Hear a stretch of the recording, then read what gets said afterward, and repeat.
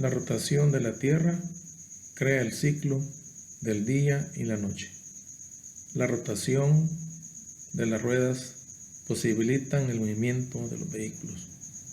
En general decimos que un objeto rota cuando el eje de rotación queda dentro de su cuerpo y que gira cuando el eje está fuera de él. Así, la Tierra rota sobre su eje y gira alrededor del Sol.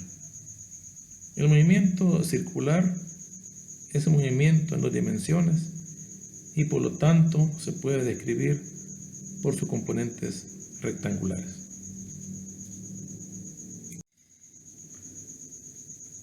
La clasificación del movimiento circular obedece a la variable aceleración angular, que pertenece a las magnitudes angulares, pero ambos movimientos experimentan una aceleración lineal llamada aceleración centrípeta o radial, ya que apunta hacia el centro de la trayectoria circular.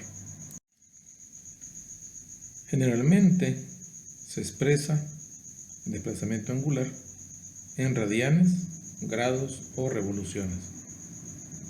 La medida en radianes de un ángulo es un número adimensional. Los radianes, como los grados, no son una unidad física. El radián no se puede expresar en términos de metros, kilogramos o segundos. Es importante ser capaz de relacionar la descripción angular del movimiento circular con la descripción orbital o tangencial. Esto es relacionar el desplazamiento angular con la longitud del arco S. Como se ve en la figura número 1, el punto P se desplaza cierta cantidad de grados de forma antihoraria. Eso representa también para nosotros una longitud de arco. En el dibujo número 2 se nos muestra cómo se reconoce el radián. Dice que un radián es el ángulo en el cual el arco S tiene la misma longitud que el radio R.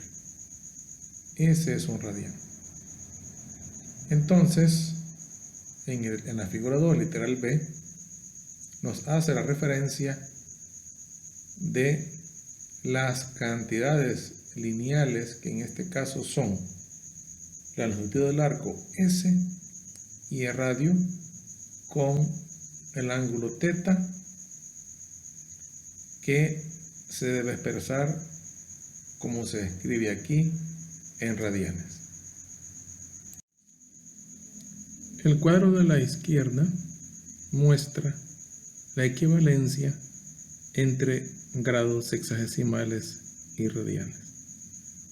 Una vuelta completa en el círculo son 360 grados, equivale a 2 pi radianes. En la figura de la derecha, con el número 3, se nos muestra cómo debe de calcularse la longitud del arco cuando un objeto está en movimiento circular. S, que es la longitud del arco, debe de expresarse en unidades de longitud. En este caso, en nuestro sistema, será metros. Por lo tanto, el radio R tiene que estar en metros y θ tiene que estar expresado en radianes. Si se expresa en grados, la respuesta es equivocada. Recordemos que el producto de R por θ debe dar como resultado una cantidad lineal.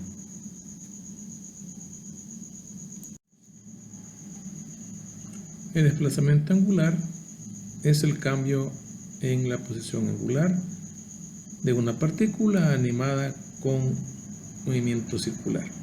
En este caso, la llanta que se muestra en la figura 4 sufre un desplazamiento angular de forma antihoraria. Por lo tanto, la diferencia es positiva.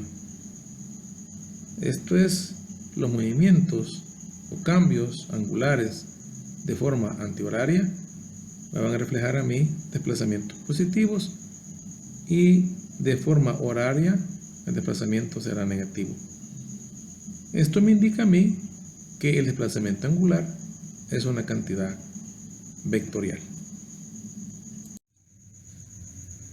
La figura 5 muestra otra forma de reconocer el desplazamiento lineal que experimenta un círculo de radio R cuando se desplaza rodando de forma horizontal, de tal manera de que los desplazamientos angulares tienen como resultado también desplazamientos lineales, y en este caso el desplazamiento lineal se llama longitud de arco.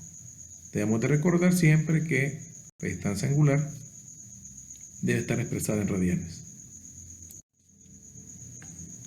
Aquí se muestra la clasificación de la velocidad angular, que es una magnitud vectorial.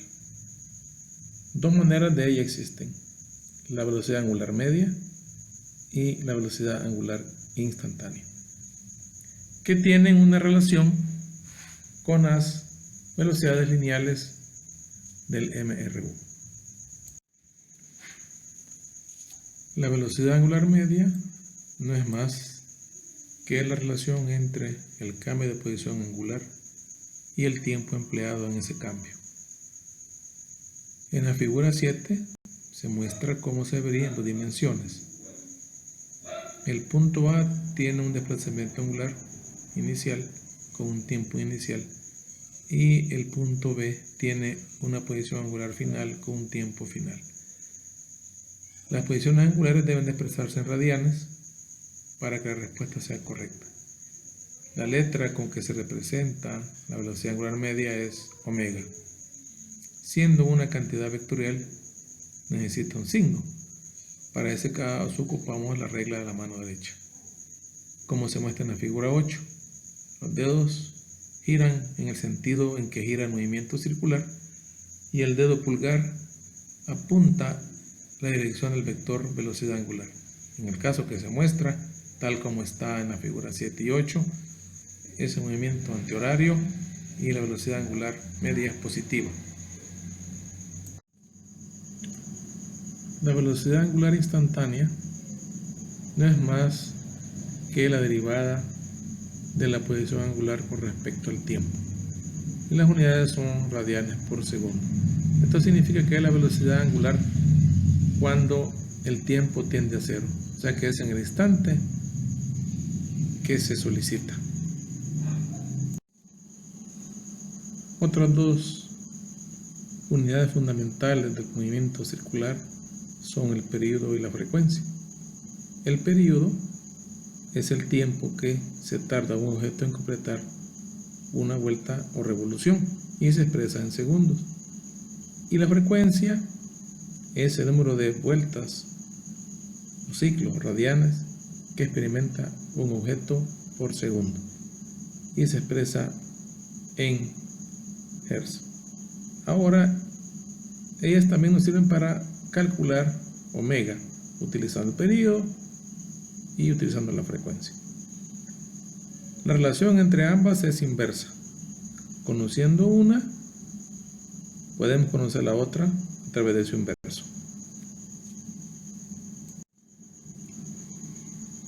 Finalmente, nos toca analizar la aceleración angular media e instantánea. La media es el cambio de velocidad angular con respecto al tiempo.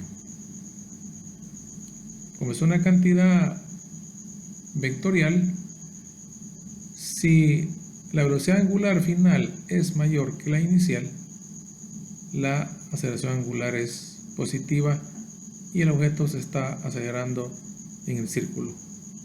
Pero en caso contrario, que la velocidad angular final sea menor que la velocidad angular inicial, entonces la partícula va en una desaceleración, de tal manera de que la velocidad angular y la aceleración angular van en direcciones opuestas.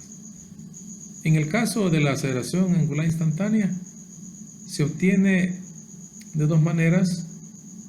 La primera es derivando en dos ocasiones la ecuación de posición angular, y la otra es derivando una sola vez la ecuación de velocidad angular. Alfa representa, en este caso, la aceleración angular media e instantánea, y sus unidades son radianes por segundo cuadrado. Las ruedas de la figura 9 muestran cómo la aceleración angular es positiva en este caso, ya que la velocidad angular final es mayor que la inicial. Las flechas que están sobre las ruedas representan la velocidad angular. En el tiempo 2, la flecha más grande, como es un vector, significa entonces que su magnitud es mayor. Entonces, debemos de concluir que en este caso la aceleración angular media es positiva y va en el mismo sentido que la velocidad angular.